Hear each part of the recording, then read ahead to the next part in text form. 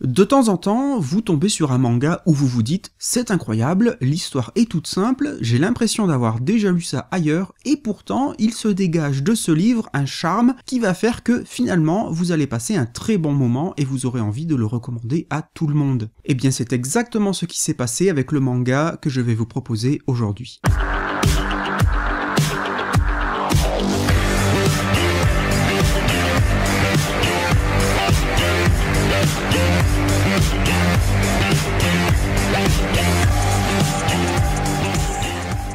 Tangari Thanatos est un manga en un seul volume, d'à peu près 160 pages, écrit par Hiroshi Uchiyama. Il date de 2010 au Japon et en France il est sorti chez le Lézard Noir en 2019. Le livre va nous proposer de suivre la vie, plus ou moins au jour le jour, d'un lycéen qui vient d'emménager dans une petite bourgade de campagne. Il est originaire de Shiba, juste à côté de Tokyo, et il a donc du mal à s'adapter à cette nouvelle vie beaucoup plus calme et tranquille. Dans son nouveau lycée, il n'a pas encore réussi à se faire de nouveaux amis, mais il faut dire qu'il a plutôt un sale caractère, c'est un ronchon, et donc il ne donne pas l'image du camarade de classe facile à approcher. Malgré tout, il s'entend bien avec sa voisine de table, et on apprend dès les premières pages qu'elle lui plaît, mais il ne semble pas vraiment prêt à faire le moindre effort pour se rapprocher d'elle. Il va également faire la rencontre d'un autre élève qui lui aussi est plutôt un loup solitaire et qui semble souvent s'attirer des ennuis. On peut deviner qu'une amitié pourrait alors naître entre ces deux fortes têtes. Mais alors qu'on a jusque-là une histoire lycéenne des plus banales, du jour au lendemain, notre personnage principal va se retrouver affublé d'une bosse au sommet de sa tête qui n'est vraiment pas discrète et qui surtout a une origine inconnue, puisqu'à aucun moment il ne s'est cogné le crâne. Pour cacher cette bosse des plus étranges, il va alors se coiffer les cheveux en forme de cône, ce qui va notamment déclencher le fou rire de sa voisine de table. Quelle est donc l'origine de cette bosse? Pourquoi est-elle apparue du jour au lendemain? Va-t-elle disparaître?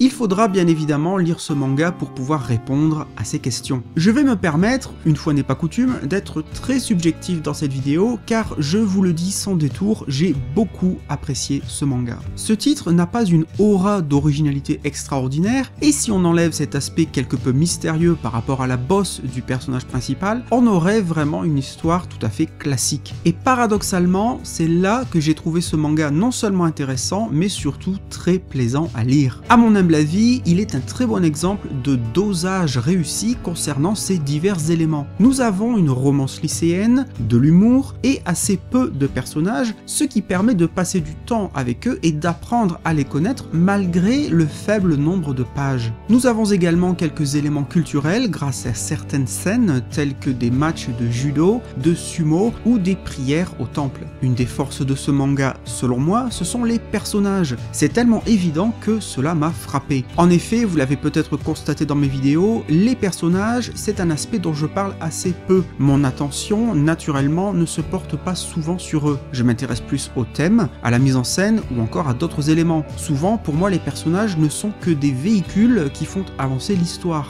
Mais ici, j'ai trouvé les personnages, et surtout le personnage principal, très attachant. J'ai beaucoup apprécié sa personnalité d'anti-héros, d'adolescent qui ne cherche pas à être populaire, qui ne cherche pas non plus nécessairement à plaire à sa camarade de classe. Il semble finalement n'en faire qu'à sa tête, sans être pour autant un personnage antipathique ou énervant. Certes, c'est un peu une tête de mule, mais pour autant, il n'est pas idiot ou balourd. Pour parler d'un personnage féminin, et ainsi plaire à nos chers journalistes stagiaires, la lycéenne, qui est l'objet du désir de notre héros, est elle aussi attachante. Elle n'incarne pas certains clichés que l'on aurait pu attendre ici. Elle n'est pas décrite comme étant d'une beauté à tomber par terre, et on la verra commettre des erreurs, mal interpréter des situations, etc. Dans l'ensemble, j'ai trouvé les personnages très humains au travers de leurs imperfections, et il devient alors facile de rapidement s'identifier à eux. Une autre raison qui m'a fait particulièrement apprécier cette lecture, c'est l'aspect graphique. Quand j'ai vu que ce manga datait de 2010, j'avoue que j'ai été très surpris car je m'attendais à une année bien antérieure. Pourquoi?